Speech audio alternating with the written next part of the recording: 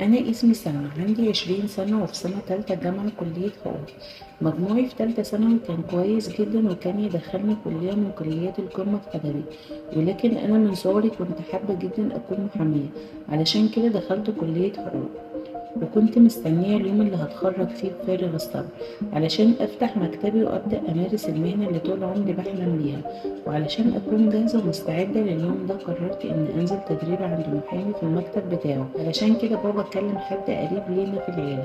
الشخص ده كان محامي كبير جدا وكان عنده مكتب كبير وسمعته كويسة جدا.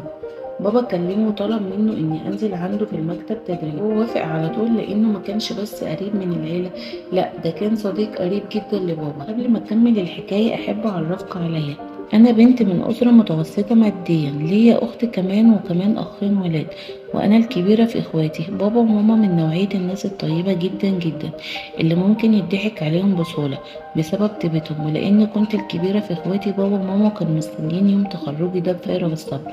وكمان انا كنت على قدر عالي جدا جدا من الجمال. كانوا كل قرايبنا وكل سكان العمارة وانا صغيرة بيقولوا عليا فيرجينيا جميلة الجميلات من شدة جمالي. في تالتة ثانوي كنت بعاني مرحلة صعبة جدا بسبب غيرة زمايلي مني، بمعنى أصح اللي كنت نفسي يكونوا زمايلي، لأن كل البنات كانت بتغير مني بسبب جمالي، مع إن عمري ما أذيت حد فيهم وكانت أمنية حياتي يكون ليا صديقة. لكن أقدر أقول إن الوضع اتغير شوية لما دخلت الجامعة.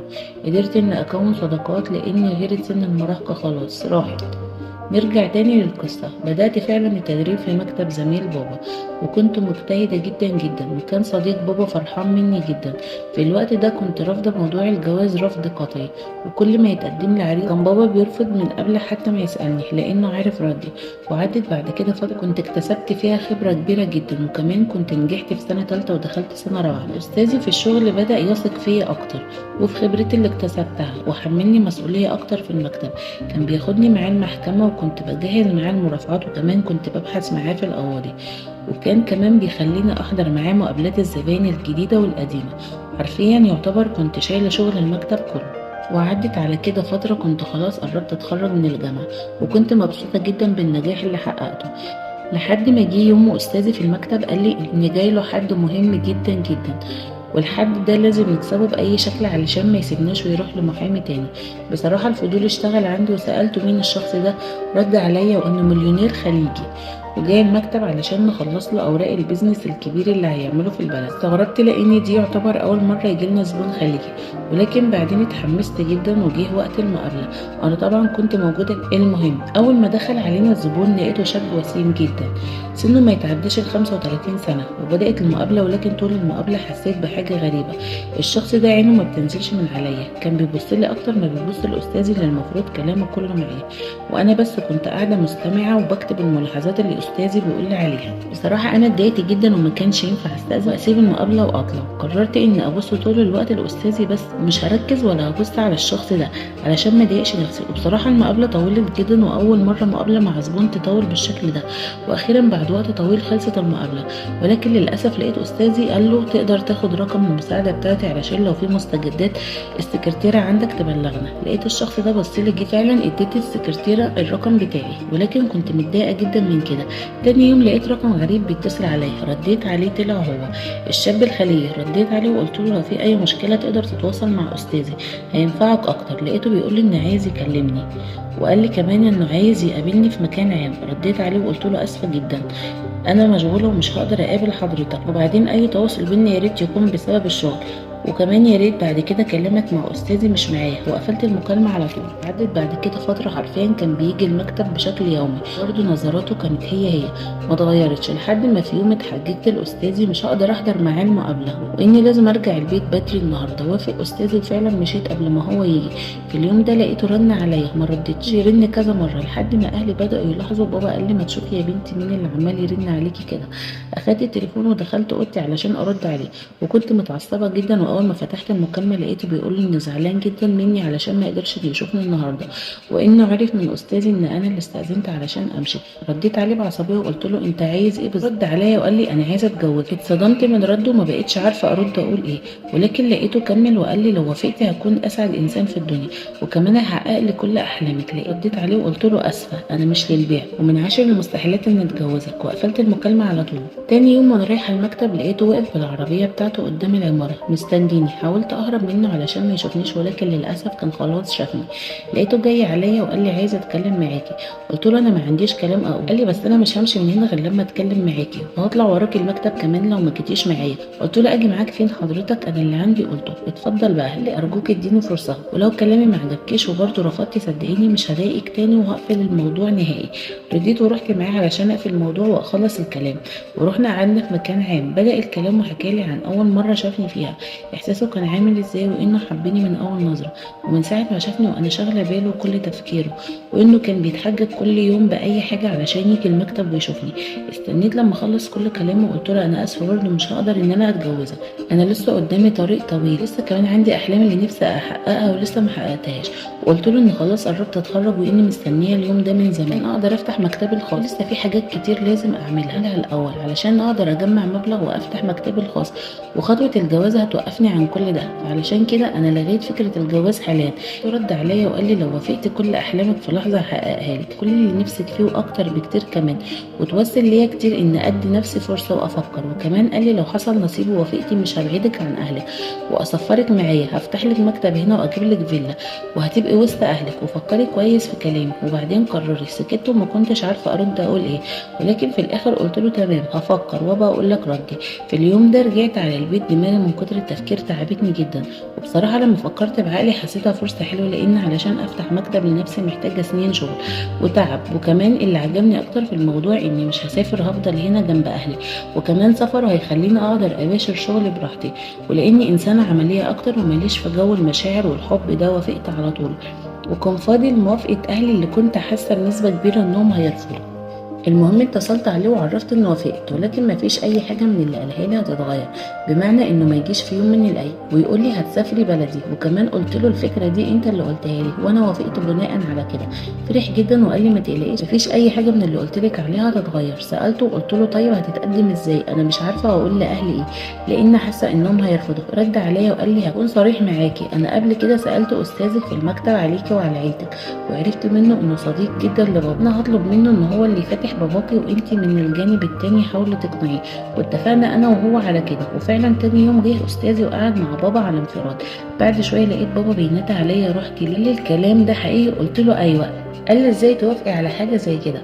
قلت له انا ما وافقتش غير لما قال لي ان هفضل هنا معاكم مش هسافر معاه، وهو اللي هيسافر زيارات لاهله. يعني يا بابا هستقر هنا معاكم ما تقلقش. بابا كان رافض في الاول، ولكن فضلت اتكلم معاه واقنعه انه يقابله بس واحنا مش خسرانين حاجه من المقابله، واقتنع بابا فعلا بالمقابله. وجه يوم المقابله قعد بابا معاه لوحدهم وفضلوا يتكلموا فتره طويله، كان بيحاول يقنع بابا، وبابا قال له في الاخر هفكر وابقى ارد عليك. ولقيت بابا جه لاوضتي وقال لي عمري ما كنت اتخيل انك تتجوزي اجنبي. رديت عليه وقلت له يا بابا الجواز نصيب ومحدش عارف نصيبه فين. رد عليا وقال لي يعني انت موافقه؟ هزيت راسي بالقبول وانا باصه في الارض. لقيت بابا اتنهد تنهيده كبيره وقال لي تمام، عمري ما غصبتك على حاجه، وكمان دايما بسيبك تعملي اللي انت عايزاه، وطالما انت موافقه انا كمان موافق، بس انا موافق علشانك انت بس، مش علشان مقتنع بالجوازه دي، وربنا يخيب ظني. وسابني وخرج من الاوضه. تاني يوم بابا اتصل بيه وبلغه موافقتنا. في نفس اليوم جه وتمت الخطبه، وكمان قال لي بابا انه عايز يتمم الجواز على طول لان مفيش مانع يخلينا ناجل. بابا وافق، وفعلا بعد شهر كان الفرح. عمل لي فرح في اكبر اوتيل في البلد، حاجه كده على مستوى كبير جدا. عمل لي حاجات يوم فرحي عمري في حياتي فعلا ما كنت احلم بيها. وسافرنا شهر العسل، قعدنا شهرين، وخلال الشهرين دول سفرني دول كتير جدا، ورجعنا مصر تاني. اول يوم رجعت فيه اخدني اول حاجه على مكتبي اللي وعدني بيه، منطقه راقيه جدا، مكتب كبير وفخم على مستوى. وبعدين رحنا على فيلتنا، كانت في كومباوند كبير جدا ومشهور جدا. فيلا في حياتي ما كنتش احلم بيها في الوقت ده، كنت اسعد انسانه في الدنيا. وعدى بعد كده شهرين كمان، كنت بدات بالفعل شغلي في المكتب وبدا يجيلي زباين. لقيته في يوم جه وقال لي انه لازم يسافر بلده علشان يطمن على مامته. قلت له تمام. قال لي ما تقلقيش مش هغيب كتير علشان كمان شغلي ومشاريعي هنا. قلت له ماشي. وسافر بالفعل وغاب عليا شهر. كان حرفيا كل ساعه بيكلمني يطمن عليا. وعدت بعد كده سنه. طول السنه دي كان بيقعد معايا شهر ويسافر شهر. وبدات من هنا المشاكل. كان عايزني طول الشهر اللي مسافر فيه ما اخرجش من البيت نهائي، وما اروحش مكتبي غير في الشهر اللي هو موجود فيه هنا. طبعا ما كنتش بوافق. كانت بتحصل خناقات كتير بيني وبينه بالسبب ده. وعدت على كده فتره كبيره كلها خناقات ومشاكل، لحد ما جه يوم وحصلت بينا مشكله كبيره على التليفون. لقيته قطع سفر وجه علشان انا خرجت ورحت المحكمه. كان عندي قضيه مهمه وهو كان عايزني اجلها، ولكن ما كانش ينفع تتاجل. بصراحه انا حسيت ان دي مش عيشه. تحكماته في خروجي كانت مضايقاني، وبعدين موضوع السفر وكل شهر ده زهقت منه. المهم جه في اليوم ده وحصلت خناقه كبيره بينا، وفي الاخر قلت له ما تسافرش تاني. قال لي طب وامي؟ قلت له كل شهر تسافر اسبوع لامك. مش شهر وشهر. يعني ايه انا شهر وامك شهر؟ دي لو ضرتي مش هتعمل كده علشان تعدل بينا. لقيته اتلبك في الكلام وقال لي احنا متفقين من الاول. قلت له لا احنا متفقناش على كده، كنت قلت لي كده قبل الجواز انا ما كنتش هوافق. وكملت كلامه وقلت له بصراحه بقى انا زهقت من الموضوع ده، وقدامك حلين: يا كل شهرين تسافر اسبوع وتطمن على امك، يا تطلقني وكل واحد فينا يروح لحاله. لقيته انصدم جدا من كلامه، بصلي جامد وبعدين خرج. غاب حوالي ساعتين ورجع لقيته اتغير خالص، والزعل اللي كان على وشه كله راح واتقلب لابتسامه. قال انه فكر في الموضوع ولقى ان معايا حق، وانه مش هيسافر كده تاني وهيستقر هنا، وكل شهرين هيسافر يطمن على مامته اسبوع ويرجع تاني. وفعلا عدى بعد كده شهرين ولقيته في يوم جاي بيقول انه مسافر لمامته. قلت له تمام. لقيته قال لي بس انت هتيجي معايا المره دي. قلت له ليه؟ قال لي ان مامته عايزه تشوفني. قلت له ما انا بكلمها على طول فيديو كول، وبعدين انا مش فاضيه وعندي شغل كتير الفتره دي. لقيته رد عليا وقال لي ان هي اللي طلبت منه كده وترجته، وقال لي كمان ان امه مريضه وممكن تفارق الحياه في اي وقت، ولو حصل ده هو هيكون حزين جدا لانها راحت قبل ما تشوف مراته. وفضل يقنع فيا لحد ما وافقت وقلت مش هيحصل حاجه من اسبوع. وفعلا سافرت معاه، واول ما وصلنا نزلت من العربيه قدام قصر كبير وفخم جدا. خدم وحشم في كل مكان واقفين في انتظارنا. دخلت القصر وانا مبهوره من شده فخامته ومساحته الكبيره جدا. ولما دخلنا لقيت مامته واقفه في انتظارنا، وشها ما كانش عليه اي تعبير. كمان لقيتها في صحه جيده جدا، وكمان يبان عليها انها ست شيك ومهتمه جدا بنفسها، ومش باين عليها سن ابدا. سلمت علينا ورحبت بيا وقالت لجوزها وريها الجناح وغيروا وانزلوا علشان الضيافه جاهزه. طبعا الكلام بلغتهم. في الوقت ده لقيت تعبير وش جوزي متغيره. قلت اكيد من السفر والتعب. وصلت مش قادره اوصف لكم الخامه اللي كانت في المكان. حقيقي كنت منبهره جدا، وغيرت فعلا هدومي ونزلت. دخلنا غرفة الضيافة لقيت حماتي قاعدة، اتنين تانيين قاعدين معاها، سنهم الاتنين ما بين 30 و35. نسبة جمالهم عادية جدا، ولكنهم مهتمين جدا بنفسهم. لبس وشعر وبرفانات واكسسوارات، كل حاجة غالية وفخمة جدا. أنا كنت بحسبهم إخوات جوزي البنات. سلموا عليا من غير نفس، وكانوا بيبصوا لبعض بدهشة ويرجعوا يبصوا لي.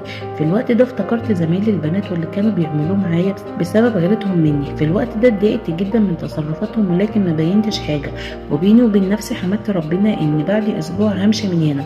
خلصنا اكل وقعدنا نتكلم. كانت حماتي بس هي اللي بتتكلم معايا انا وجوزي، والاتنين التانيين كانوا قاعدين يبص عليا طول القعده، ما شالوش عينهم من عليا. فضلت حماتي تحكي لي عن جوزي وعن طفولته قد ايه كان طفل شقي، ولقيتها بتقول انها حاولت كتير علشان تجيب لي اخوات ولكن ربنا ما ارادش. في الوقت ده رديت عليها وقلت لها امال حضراتهم مين؟ انا كنت بحسبهم اخواته. لقيت جوزي بص لي جامد، وهي كمان بصت لي وقالت لي دول زوجاته. انا من شده الصدمه ما كنتش مصدقه اللي سمعته. قلت لها نعم، حضرتك بتقولي ايه؟ قالت لي ليه هو ما قالكيش؟ في الوقت ده بصيت لجوزي بصدمه وقلت لها لا ما قاليش. لقيت جوزي ابتسم وبص لي بصه انتصار وقال لي ما جاتش فرصه الصراحه، وبعدين انت زعلانه ليه؟ دي حاجه ما تخصكيش. انا الشرع محلل لي 4، وعلشان يكون عندك خبر انا هتجوز الرابعه، بس مش دلوقتي. الوقت ده من شده الصدمه رجلي ما كانتش قادره تشيلني، وحسيت ان جسمي كله تلج، وجريت على فوق علشان الم هدومي وامشي. لقيته جاي ورايا وبيقول لي انت بتعملي ايه؟ قلت له انا همشي من هنا دلوقتي حالا وانت هتطلع. ردش عليا ولقيته راح على الباب وقفله بالمفتاح وحطه في جيبي عليا بهدوء وراح مرة واحدة مسكني من رقبتي وراح قايل لي مش عايز اسمع الكلمة دي مرة تانية. خدتي في بالك ان لو طلقتك في يوم من الايام هيكون بسبب اني زهقت منك وشفت غيرك. في الوقت ده خلصت نفسي من ايده بالعافية وقلت له مين قالك النهارده بكده؟ انت ناسي ان انا محامية؟ يعني هخلعك من اول جلسة، هروح استفارة وهبلغ عنك وارجع لبلدي وهتطلق منك غصب عنك. لقيته ضحك قوي ورد عليا وقال بالراحة على نفسك بس. ونسيت اقولك ان الباسبور بتاعك مش هتشوفيه مرة تانية ومش هترجعي لبلدك تاني، وكمان اهلك ينسيهم، بس لو بقيتي مطيعة هخليك تكلميهم في التليفون، وكمان مفيش خروج من الباب ده تاني لحد ما تعقلي وترضي بالامر الواقع. وقرب عليا في الوقت ده وقال لي بصراحة انا مجنون بيكي وبجمالك وما افتكرش ان ممكن اسيبك في يوم من الايام، وفي حاجة انت ما تعرفيهاش عني، اني مجنون جمال وتحف نادر. اي حاجة جميلة وجمالها نادر زيك لازم اشتريها ايا كان تمنها واحتفظ بيها في مكان محدش يشوفها غيري. انت كمان بالنسبة لي تحفة من ضمن التحف اللي عندي اللي مستحيل حد هيشوفها تاني او هفرط فيها. وكمان اللي انت ما تعرفوش ان انا ما عنديش اولاد، وعلشان اخلف كان لازم اعمل عملية وانا اللي ما كنتش راضي، ولكن انا هعملها دلوقتي علشانك انت، علشان اجيب اولاد زيك. في الوقت ده زقته بعيد عني وقلت له انت انسان مريض وانا عمري ما هخلف منك اولاد، ولو قربت مني هقتلك وهقتل نفسي. لقيته اتهجم عليا بوحشيه وعنفني جدا وقضى معايا الليله غصب عني. وعدت بعد كده فتره كل يوم على ده الحال، اضرب واتعامل معامله الجواري. حتى الجناح اللي كنت مبهوره بيه بقى الزنزانه اللي محبوسه فيها. كان كل يوم يخليني اكلم اهلي واطمن عليهم واقول لهم اني قاعده هنا بمزاج، كل ده تحت التهديد والضرب علشان اهلي ما يتخذوش اي اجراء ضده. وعدت بعد كده فتره كلها كانت ضرب واهانه وذل، لحد ما في يوم جات لي فكره وهي اني امثل عليه اني خلاص رضيت بالامر الواقع وهعيش معاه وكمان هخلف له الاولاد اللي عايزهم. وبدات فعلا ونفذت خطتي. طبعا في الاول ما كانش مقتنع بده، بس فضلت ثابته على خطتي على الرغم من اني مش طايقاه ولا طايقه ابص في وشه. كمان كنت بتدلع واتميز عليه علشان يقتنع بكده. وعدت فتره وانا مستمره في خطتي لحد ما اقتنع وبقى يسيب باب الجناح مفتوح، وكمان سمح لي ان ممكن انزل اقعد مع امه وزوجاته. وعلى الرغم من معامله زوجاته ليا وكلامهم اللي كله اهانه الا اني استحملت. بعد كده بدأ يثق فيا اكتر ويخرجني بره البيت، بس طبعا وهو معايا، وفضلت مستمرة على كده علشان اكسب ثقته اكتر واكتر. وفي يوم دخلت مكتبه وفضلت ادور لحد ما لقيت الباسبور بتاعي. اليوم ده كنت عارفه انه عنده اجتماع مهم جدا ومستحيل يرجع البيت دلوقتي. بعت له مسج وقلت له كلمني ضروري. مفيش دقايق ولقيته اتصل بيا. قلت له بصوت كله فرحه وسعاده حبيبي انا شاكه ان انا حامل.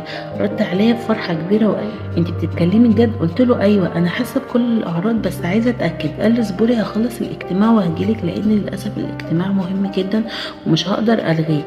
قلت له لا خليك في شغلك، انا هاخد السواق واروح اعمل تحاليل في المستشفى علشان اتاكد. سكت شويه وقال لي تمام بس خدي معاكي مامتي. قلت له لا انا مش عايزه اعرف امك لان ممكن تقول لي وانا خايفه لو عرفوا يعملوا فيا حاجه. سكت شويه وبعدين لقيته بيقول لي ماشي بس هبعت معاك السواق وحارس. قلت له تمام. ونزلت لقيت العربيه جواها السواق والحارس مستنيني. ركبت ووصلنا المستشفى ولقيت الحارس نزل علشان يدخل معايا المستشفى. طلبت منه يفضل في العربيه لحد ما اخرج مرضيش ودخل معايا المستشفى. وفعلا وصلت القسم عياده النساء. قلت له خليك هنا اللي جوه كلهم ستات حوامل ما ينفعش تدخل معايا. لقيته اتصل على جوزي وحكى له الموقف وجوزي قال له تمام استناها قدام عياده النساء. دخلت العياده وفضلت ادور على باب تاني اخرج منه لحد ما لقيت الباب وفعلا خرجت. فضلت اجري زي المجنونه ادور برضو على باب تاني للمستشفى اخرج منه. واول ما خرجت من المستشفى ركبت تاكسي ورحت على السفاره المصريه.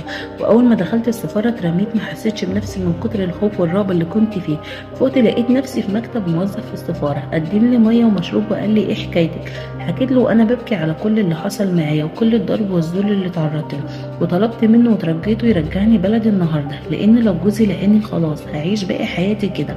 صعبت جدا على الموظف السفاره، عمل مكالمات وفعلا الحمد لله قدر يرحلني في نفس اليوم. والحمد لله رجعت بلدي لاهلي ورفعت قضيه خلع على جوزي وخلعته ومريت باسوأ فتره في حياتي. بحاول انسى اللي شفته ولكن مش قادره، وبدعي ربنا يعدي الفتره دي على خير وارجع تاني زي